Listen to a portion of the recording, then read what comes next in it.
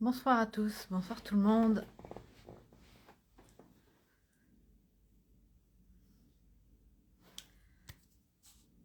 Salam, bonsoir tout le monde, bonsoir pour ce troisième live, le rendez-vous des docs. Donc c'est un live destiné à des échanges entre médecins. Oui, je vais très bien, merci, et vous? Alors je laisse encore quelques instants les personnes se connecter. Alors je ne donne pas de rendez-vous. Et ce live, donc je disais, c'est le troisième live, le rendez-vous des docs. Donc c'est un live destiné pour échanger entre médecins, entre confrères, entre consoeurs. Donc c'est le troisième live, je l'ai commencé à très peu de temps, donc en général c'est les week-ends, en après-midi, voilà, c'est des lives de courte durée pour pouvoir échanger d'une thématique, à chaque fois c'est des thématiques différentes et pour échanger entre nous.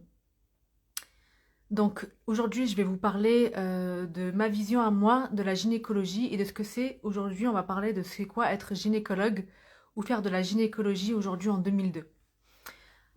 Je pense pour beaucoup de médecins, moi aussi, je pense, enfin, ma vision avant, c'était que la gynécologie, c'était pour faire des frottis, euh, prescrire des mammographies, vérifier qu'au niveau des seins, tout allait bien, prescrire des pilules, et puis gérer tout ce qui était lié aux règles, aux menstruations et ou à la grossesse pour celles et ceux qui font des suivis de grossesse. Et je pense que pour la plupart des gens, c'est ça, la plupart des femmes qui vont chez le gynécologue, ils vont pour ça, et c'est déjà très bien si vous allez chez le gynécologue pour ça, au moins une fois par an. Euh, le souci, c'est que je pense qu'en tant que gynécologue, en fait, enfin, oui, en tant que gynécologue, on restreint la spécialité de la gynécologie à ça, et c'est dommage, parce qu'en fait, la gynécologie, c'est quoi? C'est une spécialité qui, à la base, est destinée pour traiter les femmes. Alors, je dis pas qu'en tant que gynécologue ou quand on fait de la gynécologie, on est censé traiter toutes les maladies chez les femmes, c'est pas ce que je dis, mais c'est de comprendre le fonctionnement du corps de la femme pour comprendre tous les symptômes et comprendre comment les traiter. En fait, pour moi, un gynécologue, c'est censé faire le lien entre une maladie gynécologique et les autres maladies. Je m'explique. Il y a très peu, on est très peu à comprendre, à connaître et à comprendre le fonctionnement hormonal chez les femmes. Or, ce fonctionnement hormonal, il impacte bien sûr les règles, la reproduction, les grossesses, mais pas que. Ça, les hormones, elles ont un impact sur notre santé globale, sur notre santé cardiovasculaire, sur les os, notre santé mentale, sur l'apparition de certaines maladies auto-immunes. Et du coup, ne pas savoir ça, en fait, on pourrait dire à certaines femmes qui souffrent de certains problèmes comme de l'endométriose, de fibromes, de SOPK, de leur dire, bah, tant qu'il n'y a pas de symptômes ou tant qu'il n'y a pas de désir de grossesse, bah, on fait rien, on laisse comme ça et revenez quand vous souhaitez tomber enceinte. Or, l'erreur quand on fait ça, c'est qu'on laisse des femmes avec des problèmes, avec des dérèglements, parce que si elles ont ces maladies-là, si elles ont des symptômes, c'est qu'il y a bien un problème quelque part. Lorsqu'on a un symptôme et une maladie, c'est qu'il y a quelque chose qui ne va pas dans le fonctionnement de notre corps. Et donc laisser ces femmes-là sans les traiter ou leur donner juste un traitement qui cache le symptôme, comme par exemple une pilule pour des règles abondantes et ou douloureuses, ou de la metformine antidiabétique orale pour de la résistance à l'insuline, c'est laisser ces femmes avec des dérèglements qui vont entraîner d'autres problèmes dans leur santé globale. Ça va évoluer avec, par exemple, de résistance à l'insuline, ça va évoluer en diabète, avec l'apparition de maladies cardiovasculaires, ça peut être l'apparition de certains cancers, cancer du sein, cancer des ovaires, cancer de l'endomètre, ça peut être des troubles neurologiques, des troubles... et du coup, ça va impacter leur vie, mais aussi ça va entraîner des maladies encore plus graves.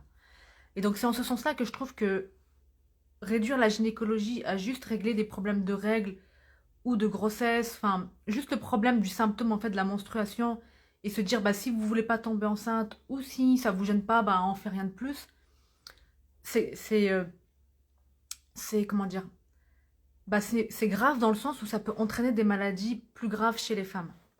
Et il y a, il y a beaucoup d'études qui montrent des liens entre les hormones et les maladies cardiovasculaires. D'ailleurs, aux États-Unis, il y a une spécialité qui est spécialisée, qui est dédiée à la gynécocardiologie, parce qu'on s'est rendu compte que les dérèglements, les déséquilibres hormonaux chez les femmes entraînaient plus de maladies cardiovasculaires.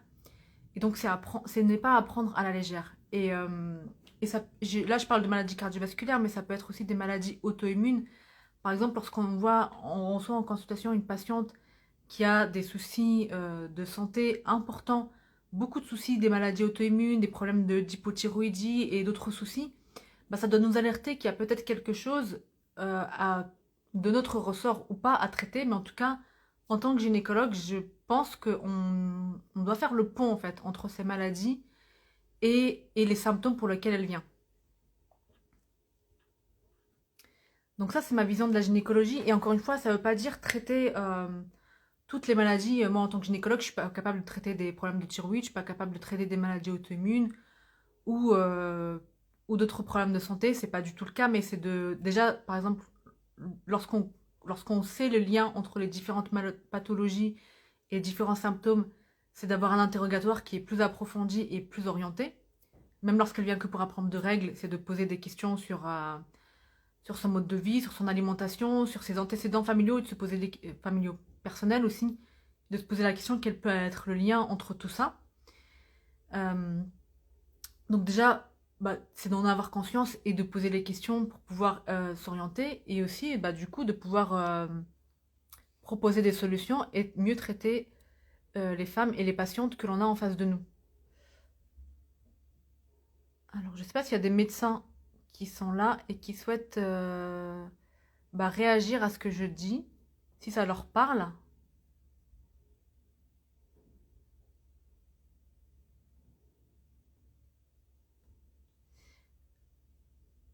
Et donc en gros, voilà, je trouve que c'est vraiment dommage qu'il existe une spécialité dédiée pour prendre en charge les femmes et qu'on la réduit ou on s'en sert que pour traiter la contraception, prescrire des mammographies et faire des frottis.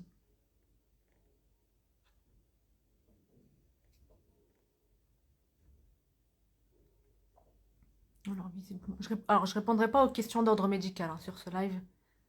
Je préfère préciser.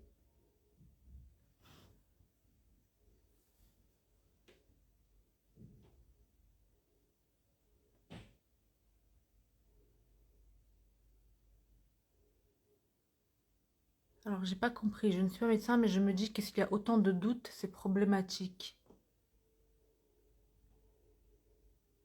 J'ai pas compris.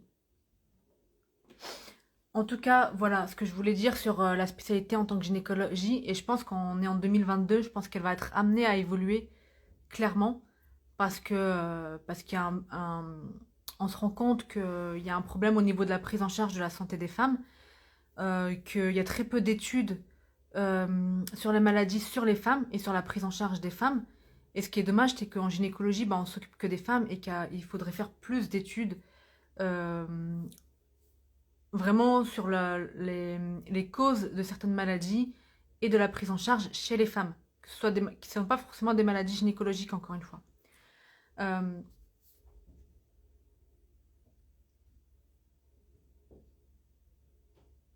alors, excusez-moi, je m'arrête parce que je regarde s'il y a des questions au passage pour ne pas les rater.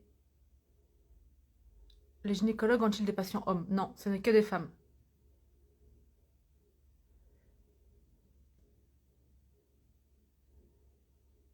Alors, d'accord avec toi, j'ai vu vendredi une patiente avec un syndrome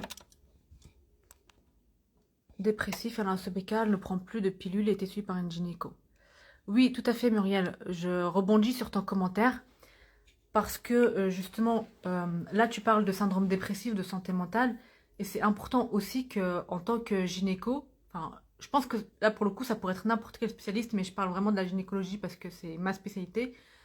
On doit savoir qu'il y a certaines maladies qui vont, alors certaines maladies chroniques qui vont avoir un impact sur la santé mentale des femmes parce que ce sont des maladies chroniques et qu'elles sont parfois difficiles à traiter, etc. Donc ça, c'est normal.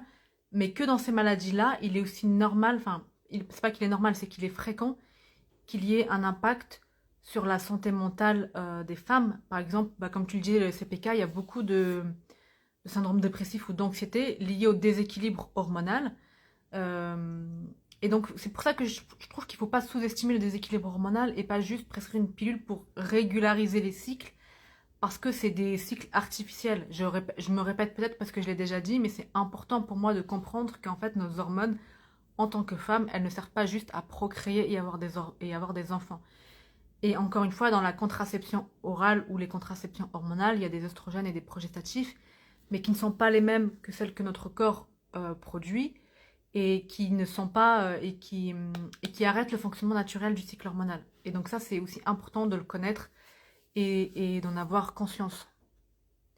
J'allais dire un autre truc sur la gynécologie, des règlements qu'il fallait prendre en compte. Bah oui. Bah, je suis contente, Muriel, que tu me fasses part de ce témoignage. Alors, Muriel, c'est l'une des participantes de la Gynéco Academy. Et justement, en fait, cette formation, la Gynéco Academy, je l'ai créée pour partager pardon, et transmettre cette vision de la gynécologie. C'est une vision fonctionnelle et intégrative. Alors, c'est un mot qu'on utilise, mais pour moi, c'est juste de la médecine, c'est-à-dire que c'est juste soigner les femmes dans leur globalité et dans leur ensemble. C'est-à-dire juste connaître comment fonctionne notre corps et connaître d'où viennent les symptômes et pour pouvoir les soigner et les traiter. Et quand je parle de vision intégrative et de vision d'approche fonctionnelle, c'est vraiment prendre les femmes dans leur globalité, que ce soit au niveau physique, psychique, émotionnel, euh, prendre tous les facteurs qui peuvent déclencher des symptômes ou des maladies et pouvoir les traiter et pas uniquement par des traitements médicaux parce que ça ne suffit pas parfois. La formation est ouverte aux naturaux l'année prochaine. Pour cette session-ci, ce ne sera que des médecins. Il y aura une autre formation un peu différente puisque ce ne sera pas la même chose pour les naturaux et les médecins. Mais il y aura une formation dédiée aux naturaux à partir de 2023, oui. Mais l'idée de former des médecins, c'est parce que je me rends compte que, comme Muriel, il y a beaucoup de médecins qui souhaitent être utiles, rendre service à leurs patientes, pouvoir les traiter, mais qui n'ont pas les connaissances et les informations nécessaires pour pouvoir le faire.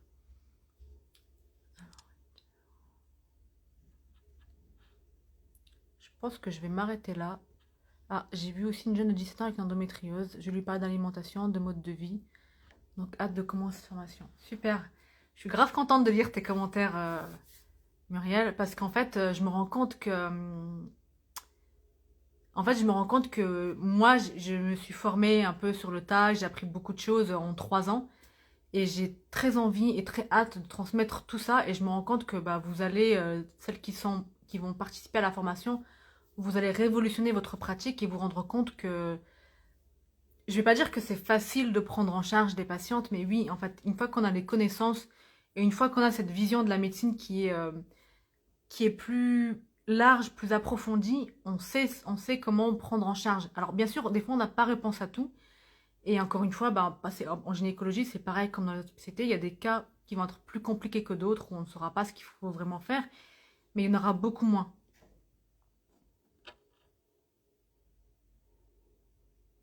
Donc, euh, donc voilà, j'espère que ma vision de la gynécologie, elle vous parle. Et je pense vraiment, je le redis, je pense vraiment que dans les années à venir, la gynécologie va être amenée à changer parce qu'on ne va pas s'occuper que des ovaires et des utérus, on est des médecins. Et les maladies gynécologiques, bah, comme toutes les autres maladies, elles sont en lien avec d'autres maladies du corps. Il y aura une cause commune, donc c'est la cause qu'il faudra traiter. Et qu'elle soit hormonale ou que ce soit... La plupart du temps, c'est un dérèglement hormonal dans les maladies gynécologiques ou chez les femmes. Même si ce pas des maladies, même si c'est pas des maladies gynécologiques, comme je le disais, les maladies cardiovasculaires, les troubles neurologiques, de la mémoire, les maladies d'Alzheimer, etc. Il y a beaucoup de causes hormonales. Et nous, les femmes, on a un fonctionnement hormonal. Les hommes aussi non, mais on a un fonctionnement hormonal qui est propre et qui n'est pas le même que chez les hommes. Et je le répète, des études médicales sont nécessaires chez les femmes pour connaître les causes des maladies, les symptômes des maladies qui sont différents. Par exemple, les infarctus chez la femme n'ont pas les mêmes symptômes que chez les hommes. Et pour connaître comment les prendre en charge. Et donc c'est là, je pense que nous, en tant que gynécologue ou en tant que médecin qui faisons de la gynécologie, on va avoir notre rôle à jouer euh, pour parler de ça justement.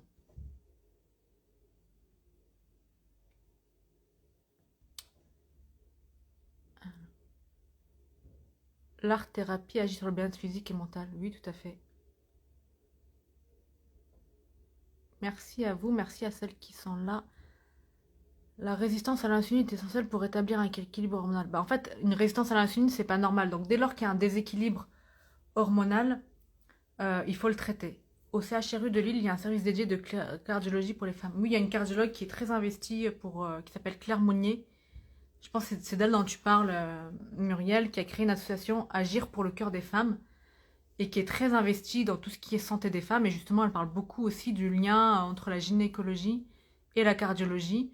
Parce que dès lors qu'il y a un déséquilibre hormonal, il y a des effets sur la santé cardiologique des femmes, que ce soit en dehors ou pendant une grossesse. Là, je ne parle pas de la grossesse parce que j'en fais plus et il y a déjà beaucoup à faire avec la gynécologie, mais la grossesse, c'est un pan aussi à traiter. Il y a beaucoup de choses aussi à changer dans la prise en charge des grossesses.